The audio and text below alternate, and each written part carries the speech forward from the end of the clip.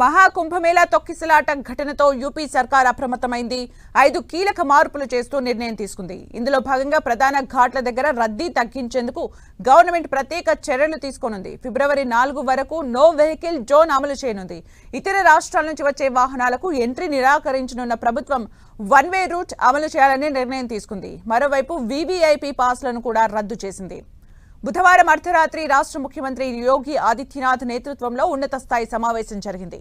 అనంతరం నిబంధనలకు సంబంధించిన మార్పులను ప్రభుత్వం ప్రకటించింది.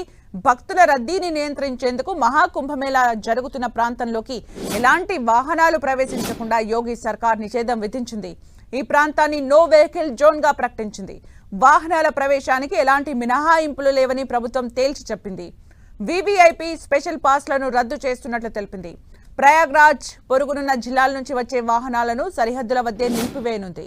వాహనాల రద్దీని తగ్గించేందుకు ఈ నిర్ణయం తీసుకుంది. ఫిబ్రవరి 4వ తేదీ వరకు ప్రయాగ్రాజ్ నగరంలోకి 4 వీలర్ వాహనాలు ప్రవేశించకుండా నిషేధం విధించింది. భక్తుల సౌకర్యార్థం కుంభమేళా జరుగుతున్న ప్రాంతంలో వన్ వే రూట్ ట్రాఫిక్ వ్యవస్థను అమల్లోకి తెస్తున్నట్లు ప్రకటించింది. చిరు వ్యాపారులు రోడ్లపై దుకాణాలు పెట్టుకుంటే వాటిని వెంటనే ఖాళీ స్థలాల్లోకి మార్చాలని స్థానిక యంత్రాంగాన్ని ఆదేశించింది. ట్రాఫిక్ కు ఇబ్బంది కలగకుండా చూడాలని సూచించింది.